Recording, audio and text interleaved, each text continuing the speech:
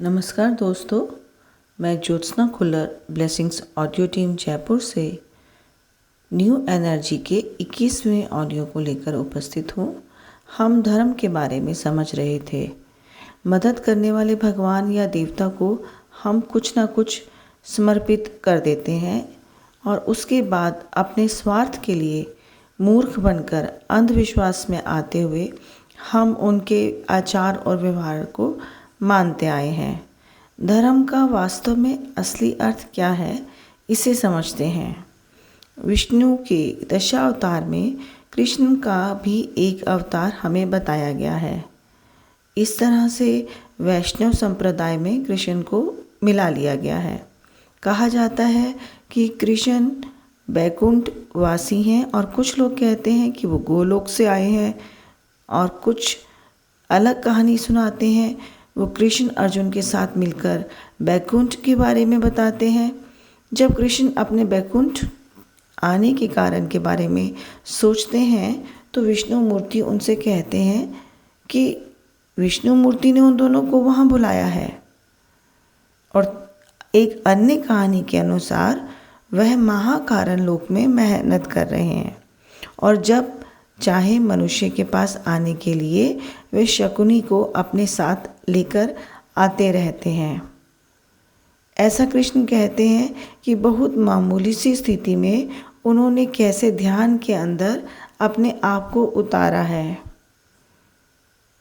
इसका मतलब ये नहीं है कि कृष्ण वृंदावन घूमते हैं और वहाँ जो हमें पैरों के निशान दिखाई देते हैं उसके बारे में हम क्या सोचेंगे। वास्तव में यह हमारे अंदर के विश्वास के साथ पैदा हुई एनर्जी के कारण सब हम इनको मानते हैं और ये सब निशान और जो हम अपने मन में सोच लेते हैं उसी को हम सच कर लेते हैं।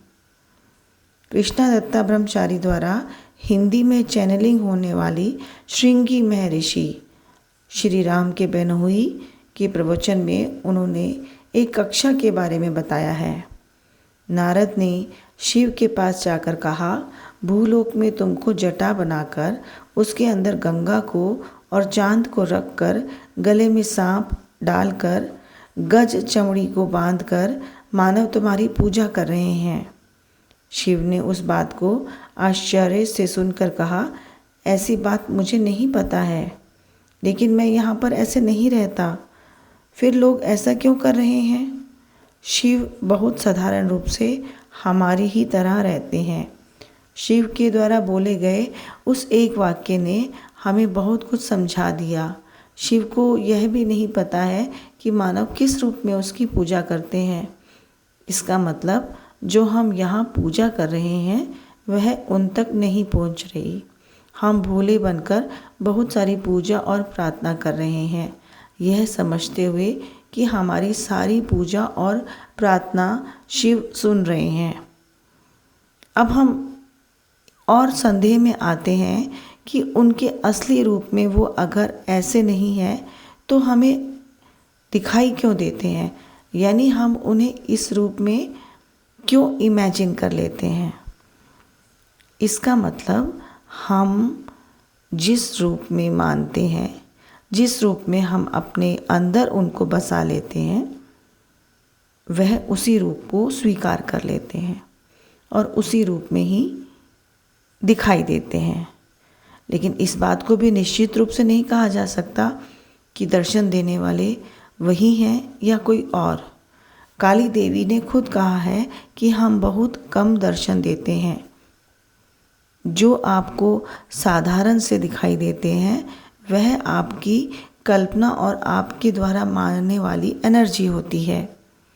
इसके अलावा हम वो नहीं हैं जो आपको दिखाई देते हैं। कई लोग तिरुपति आकर मन्नत मांगकर अपनी ज़रूरतों को पूरी कर लेते हैं। इसके बारे में वेंकटेश्वर स्वामी ने कहा है कि उन्नत मन्नतों को मैं पूरा नहीं करता हूँ। यह उनका भरोसा ही उनकी सफलता का कारण बनता है। अगर उनका भरोसा नहीं होगा तो मन्नत भी सफल नहीं होगी। और मन्नत तभी सफल होती है जब भरोसा होता है। एनर्जी की आराधना करना कि अब हम इस विषय के बारे में समझते हैं।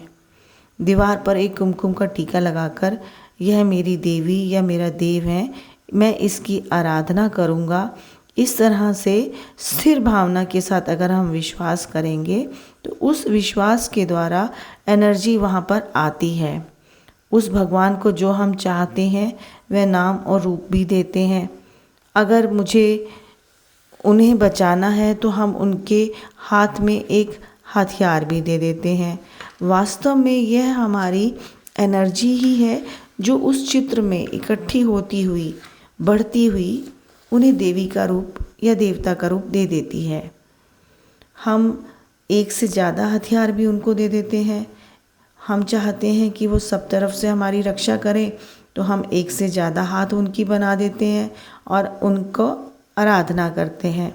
हमारे सुख दुख उस देवी को हम बताते हैं कि वह देवी ही हमें बचाएगी।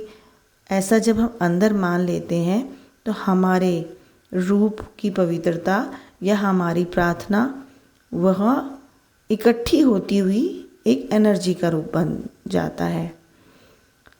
अब हमें ये समझना है कि हमें भक्ति का भाव कैसे पैदा होता है।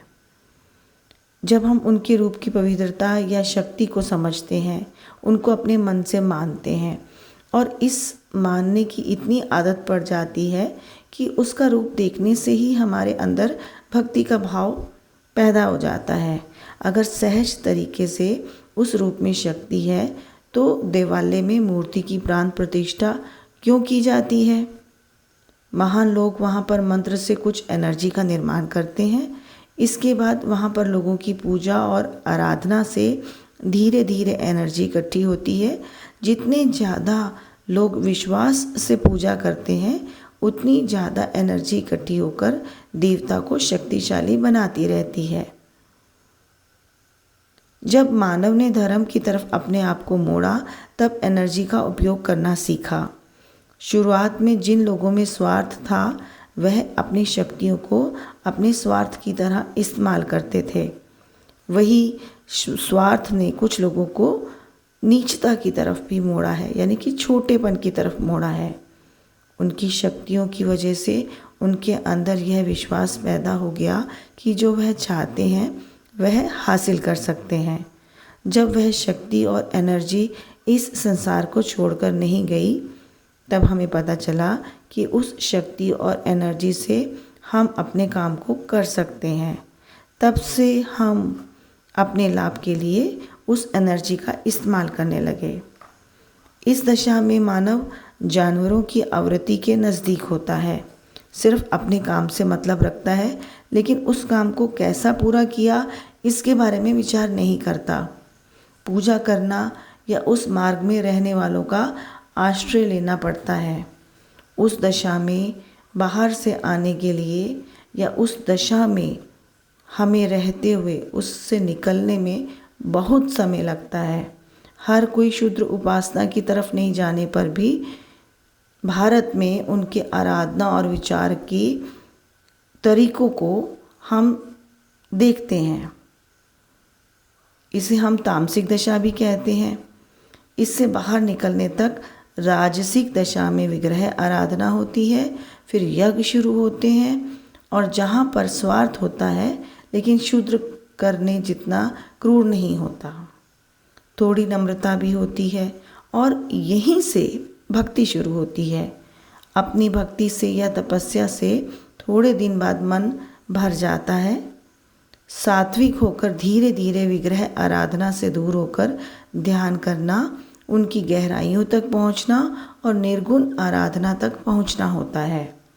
वहाँ पर भी मन की अवगाहना बढ़ाकर वह शक्ति कहीं और से रहने वाली परमात्मा की नहीं, हमारे खुद के स्वरूप की होती है। इस बात को हमें समझना चाहिए।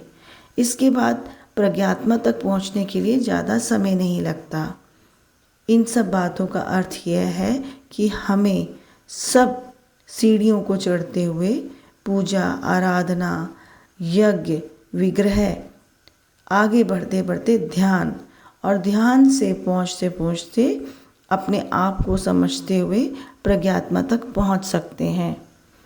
धन्यवाद।